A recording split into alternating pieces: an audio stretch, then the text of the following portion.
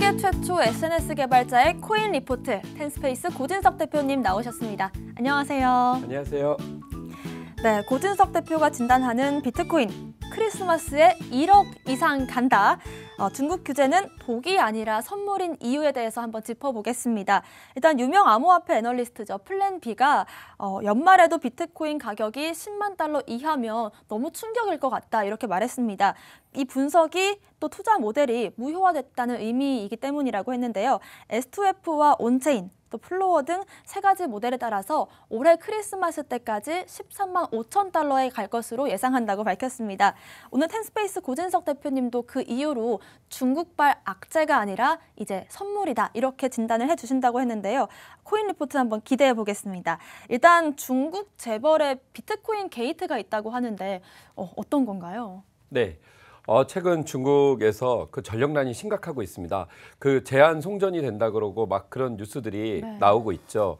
근데 그 중국 전력의 가장 중요한 역할을 하는 분이 있습니다. 리펑 전 총리 일가인데요. 이 리펑 전 총리 일가는 뭐냐면 리펑 전 총리는 어떤 분이냐면은 지금 시진핑 주석 있으시죠? 네. 그 전에 후진타오가 있었고 그 전에 그 장쩌민 주석이 있었습니다. 그때 2인자를 하셨고요. 전력산업부문 출신입니다. 그래서 딸 아들이 전부 다 여기에 전력방해라는 그 그룹을 만들어 가지고요. 네. 전력을 다 쥐고 있는데 문제가 생겼습니다.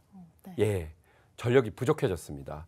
호주하고의 뭐 사태도 혹시 보신 적 있으시죠? 네, 호주하고 예, 사이가 안 좋아가지고 전력이 부족하게 됐다고 지금. 아주 엎친 데 덮친 격에 산시성 일대에 뭐 100년 만에 폭우가 내려가지고요. 뭐 석탄, 중국 석탄의 1위 생산 그 기지에도 굉장히 그 타격이 아주 심각하고 있습니다. 그런데 최근에 북경 소식통들과 홍콩 소식통들에 의하면 리풍전 일가가 호주하고의 거래 시에 뭐 하나로 사실인지는 모르겠지만 1조억이 넘는 비트코인을 압수당했다는 소식이 있어서요. 사정이 지금 비트코인 게이트로 비화될 분위기까지 있습니다. 네, 일단 전력난이 심해지면서 우리나라에 당장 미치는 영향은 뭐 미세먼지가 없고 하늘이 깨끗해졌다 이 정도로만 생각을 했었는데 사실 뭐 외교적인 문제 또 정치적인 문제까지 연결이 돼 있는 것 같습니다. 비트코인 때문에 전력이 부족하다 이런 말도 있는데 여기에 대한 생각은 어떠신가요? 예, 사실 좀 과장됐다라는 의견이 있었습니다. 네. 근데 지금 보면은 2019년 9월 기준 중국은 전 세계 비트코인 채굴 에너지의 75%를 사용하고 있습니다. 굉장하죠. 영국 캠브리지 대학 대응금융센터에 따르면 비트코인 채굴에는 102.04 테라와트시의 전력이 소모되는데요. 이는 필리핀의 연간 전력 93.35 테라와트시에 맞먹습니다. 그러니까 어마어마한 양을 하는 거죠. 화력 발전이 중국 전력 생산의 70%를 차지한다는 점을 감안하면 석탄 부족에 시달리는 데다가 올해 사실은 동북의 겨울이 아주 혹독할 거라는 뉴스까지 나오는 상황에서요. 지금 어떻게 보면 얼어 죽게 생겼는데 비트코인 채굴 돌리냐는 인민들의 원성도 있는 것도 사실입니다. 그래서 어떻게 본다면 이 전력난이 비트코인 규제로까지 연결된 것은 사실인 듯합니다. 네, 그러니까 전 세계 채굴량의 중국이 75%가량을 차지했었는데 전력난으로 인해서 그러면 채굴 규모도 많이 줄어들고 어쨌든 규제 이슈도 있지만요. 그러면 전 세계적으로 봤을 때도 비트코인 채굴량 자체가 줄어들 수도 있을까요? 네, 맞습니다. 현실적으로 지금 사실은 팬데믹 이후로요. 물가가 오르는 것 중에 하나가 생산이 제대로 되고 있지 않습니다. 그럼 생산재가 부족한 게 아니라요. 물류 유통이 안 되고 있는 겁니다. 이런 모든 부분의 산업에 이건 결정타를 지금 날리고 있는데 아이폰의 생산량이 줄어든 것도 대표적이죠. 아이폰 없어요. 난리 난 겁니다. 사실은 정상적으로 보면 아이폰을 생산할 만한 모든 소재 부품들이나 이런 부분들을 생산할 수 있거든요. 그런데 이게 문제가 생긴 게 마치 영국에서 주유소에 기름을 넣어줄 사람이 없고요. 그리고 기름 탱크를 뭐 이동해 줄 만한 드라이버, 운전사가 없습니다. 그렇기 때문에 문제는 뭐냐면 원자재가 있어도 원자재의 생산을 할 수 있는 부분들이 굉장히 이동에 문제가 되고 있기 때문에 사실상 비트코인 채굴에도 이 부분은 상당히 영향을 미쳐서 채굴 산업의 타격은 불가피하다고 봅니다. 네, 그렇습니다. 어쨌든 지금 이 중국의 전력난 문제가 아이폰도 그렇지만 우리가 피부로 느낄 수 있는 상황이 된 것 같은데 일단 그리고 또 미국 금융기관에 대한 규제 완화가 있습니다. 이건 또 어떤 효과로 이어질까요? 네, 중국은 전통적으로 80년대부터 사실은 국가를 개방하면서요. 골드만삭스 커넥션이라고 할 정도로 골드만삭스와 아주 관계가 좋습니다. 네. 중국의 2인자인 왕치산 부주석의 뭐 그 자서전에도 나오는데요. 서로 아주 호감 있는 사이입니다. 그래서 미중 갈등 중인데도 불구하고 새로운 호재가 나온 건 뭐냐면요. 즉 중국은 이 금융 산업에 있어서 다수 지분을 허용하지 않습니다. 항상 51대 49로 중국이 더 많습니다. 그런데 이번에 골드만삭스의 합작 법인에 따라서 골드만삭스에게 51% 정도의 지분을 허용했습니다. 이는 뭐냐면 미국 금융에 대한 개방이 미중 갈등에도 불구하고 계속된다는 그 사인을 준 거고요. 그렇게 됨으로써 JP모건이라도 골드만삭스가 다 비트코인을 투자하고 있죠. 네. 그런 투자자 자체를 봉쇄한다는 게 불가능하다는 걸 암시하고 있습니다. 네, 일단 골드만삭스가 중국과 또 이렇게 깊은 연관이 있는데도 중국은 규제를 하고 있지만 골드만삭스는 되려 비트코인 사들이고 있는 모습이 보이면서 중국발 악재가 그렇게 큰 영향을 미치지 못하고 있다. 기관들의 투자에 이런 말씀이신 것 같습니다. 네, 그러면 또 중국 투자자들은 또 비트코인을 팔지 않고 있어요. 오히려 네. 이 부분은 왜 그런 걸까요? 뭐 농담으로 네. 제 중국 친구는 팔 데가 없어. 뭐 그런 농담도 하고 있지만요. 네. 중국 투자자들이 당국의 규제망을 피해서 덱스, 탈중앙화 거래소로 이동하고 있습니다. 대규모 토큰이 이동하고 있고요. 그리고 굉장히 긍정적인 사항인 것이 이 덱스는 어떤 거래 비용이나 피가 그 상당히 낮기 때문에 사실상 없는 거나 마찬가지이기 때문에 그 토큰으로 유지하니까 그 대표적인 게 유니스왑과 스시스왑 있죠. 네. 그런 부분들에 있어서 덱스가 오히려 토큰의 그러니까 알트코인의 토큰 가격도 올리고요. 그리고 묶어두는 효과 때문에 어장에 묶어두는 이 가두리 효과 때문에 상승을 유도하는 상황이 돼서 오히려 덱스 거래소로 이동하는 건 긍정적인 사인으로 해석될 수도 있습니다. 농담식으로 팔 데가 없다라고 말씀하셨는데 진짜로 팔고 싶어도 못 파는 상황도 있는 건가요? 예. 뭐 리퐁전 일가처럼 네. 지금 당장 잘못 이 비트코인을 처분했을 때는요. 네. 중국의 사정이 지금 대대적입니다. 최근에 푸정화 정법석이나 손리준이라든지 우리로 치면요. 거의 공안이라든지 뭐 검찰의 최고 수뇌부들을 잡아들이고 있거든요. 네. 그러면 뭐냐면 도둑을 잡는 그 경찰도 잡아들면 도둑은 어떻게 하겠어요? 난리 난 거죠. 네. 그래서 그 도둑들이 어떻게 하면 보관만 해야 되는 지금 상황에 몰려 있습니다. 자신들의 의지와 상관없이 또 그럴 수밖에 없는 상황이 있다라는 말씀이신 네, 것 같은데 맞습니다. 덱스에 투자를 이게 거래를 하면 묶어두는 효과가 있다라고 말씀하셨어요. 이 부분 좀 더 자세히 설명해 주신다면요. 네, 우리 디파이라든지 이런 거 예금하는 거죠. 네. 그렇기 때문에 파생적인 토큰, 유니스왑이라든지 이런 그 스시스왑 같은 파생 토큰들이 시장에 나와서 그 토큰의 가격이 상승하기 때문에 이 묶어두는 이 비트나 이더 부분들이 묶어두고 시장에 출하한 건 적기 때문에 상식적으로 가격이 올라서 서로 가격을 상승 견인하고 있습니다. 그러니까 탈중앙화 거래소에서 예치하는 서비스들을 많이 이용하고 있다. 네. 사실 이 부분은 뭐 여러 가지 이유가 있겠지만 지금 중국의 이런 규제 상황이 덱스 탈중앙화 거래소의 인기를 이끌고 있다. 이렇게 이해를 하면 오히려 되겠죠? 그러니까 네. 독이 아니라 약이 된 셈이죠. 오히려 중국에서 규제를 하니까 눈을 돌려서 이제 탈중앙화 거래소로 가고 있다. 맞습니다. 이런 상황입니다. 예. 네. 그러면 탈중앙화 거래소들의 인기가 지금 어느 정도인가요? 중국 투자자들이 대거 이동한 파생 상품 탈중화, 그러니까 뭐 옵션 상품하는 네. 거래소인 DYDX 같은 경우에요. 네. 왜 우리 무슨 얘는 걸그룹 이름하고 비슷한 것 같은데 일일 거래량이 미국 대형 암호화폐 거래소 코인베이스를 넘어섰다고 합니다. 코인베이스가 전 세계 1위 이제 암호화폐 거래 규모 사이트인데 거기를 넘어설 정도로 지금 이 탈중앙화 거래소의 인기가 어마어마하다라는 말씀이시죠? 예, 중국인들은 팔기보다는 계속해서 파생 영역으로 이 상품을 확대시키려는 지금 야심이 있는 거죠. 앞으로도 그 인기가 좀 더 커질 것으로 보이는데 대표님 어떻게 생각하세요? 네, 맞습니다.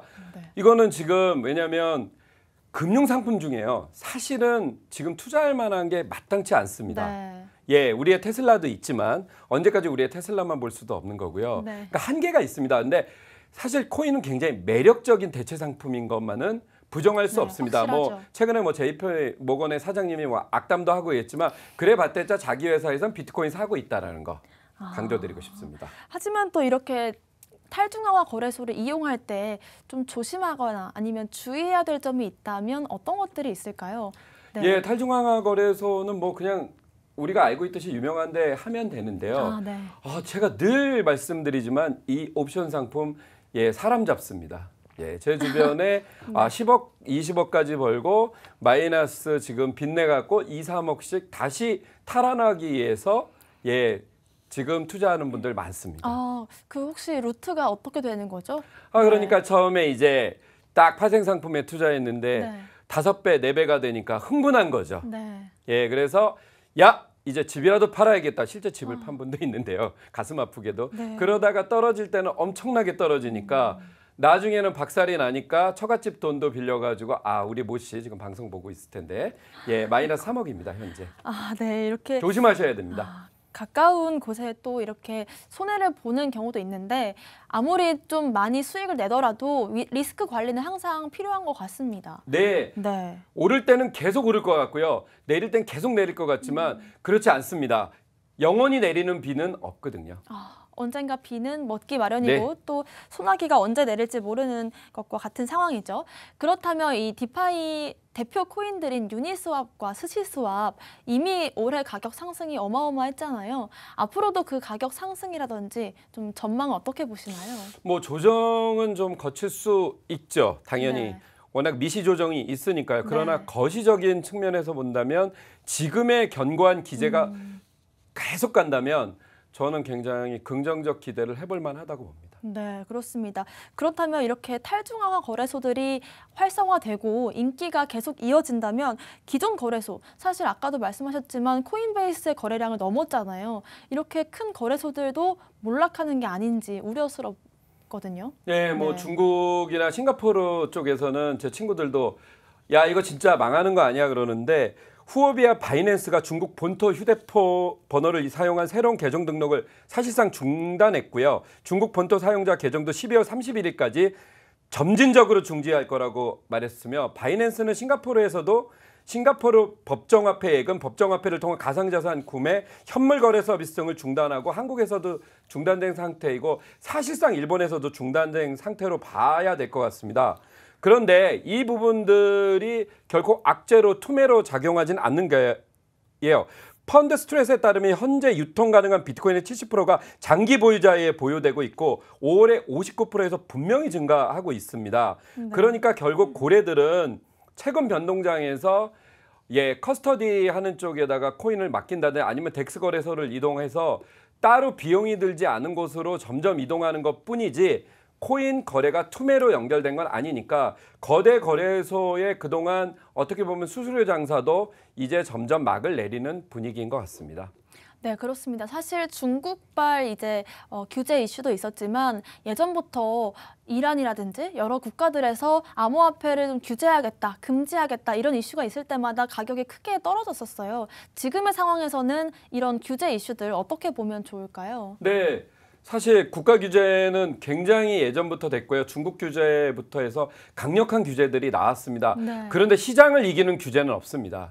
시장에서의 규모가 커지면요. 규제라는 건 아무 소용이 없기 때문에 시장 규제의 이 현실성이 계속 확대되고 있고요. 이 부분은 부정할 수 없습니다. 그래서 규제보다 더 시장의 규모가 커지면 규제는 무력화될 수밖에 없다는 것이 여태까지 역사적인 교훈입니다.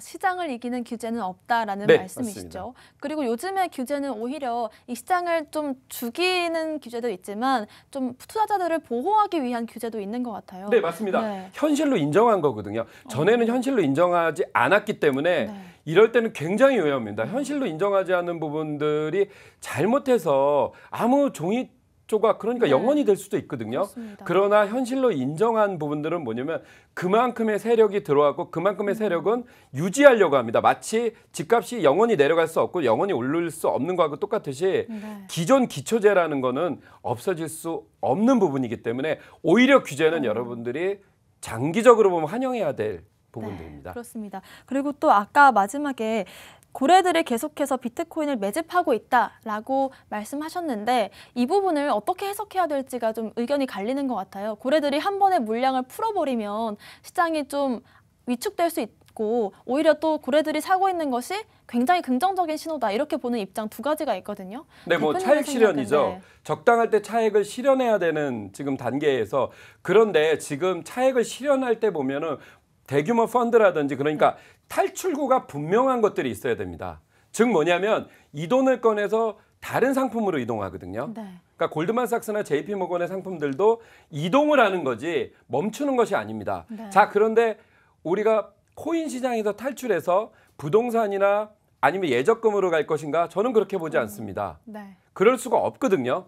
이미 매력적이지 않습니다. 코인을 투자해 본 사람들이 5%, 6%짜리 채권에 만족을 하고 택도 없는 소리입니다. 그렇습니다. 그렇기 때문에 결국은 더 고금리 상품으로 옮겨갈 수밖에 없는데요. 현재는 뭐냐면 비트코인의 상승세가 워낙 매력적이기 때문에 그 고금리 상품의 이동조차도 무력화시킬 만큼 매력적이라는 거고요. 네. 그리고 이것을 한꺼번에 뺄 만한 어떠한 요인도 발견되지 않는다는 게 제 견해입니다. 그렇습니다. 오늘 여러 가지로 이 시장 상황을 한번 진단을 해봤는데 최종적으로 결론을 내주신다면 어떻게 해주실까요? 네. 뭐 결론은 그렇습니다. 중국 규제는 효과가 없었다. 네. 그리고요. 대다수 투자자들은 탈중앙화 거래소로 이동했고요. 투매는 없었습니다. 중국 정부의 분위기를 완전히 단언할 수는 없지만요. 골드만삭스에 대한 규제를 푼 걸로 봐서도요.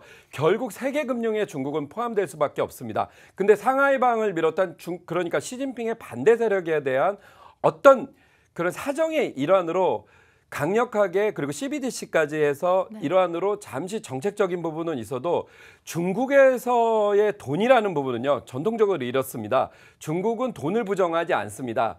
잠시 뭐냐면은 돈을 부정하는 게 아니라 잠시 멈춰버리는 거기 때문에 중국 사회 자체에서 이런 돈을 부정한다? 그것은 역사적으로 있을 수 없기 때문에 결국은 이 자산들의 이동이 없고 그리고 가격 상승에 오히려 견인차가 돼서 올 연말에 1억 랠리는 저는 충분히 가능할 것으로 보고 있습니다. 네, 좋습니다. 중국발 규제가 독이 아니라 오히려 선물인 이유에 대해서 한번 짚어봤습니다. 오늘 저희가 준비한 내용은 여기까지고요. 또 본 방송에서 제공하는 정보는 투자 판단의 참고 자료일 뿐이며 특정 자산 가치의 상승과 하락을 보장하지 않는다는 점 유의하시길 바라겠습니다.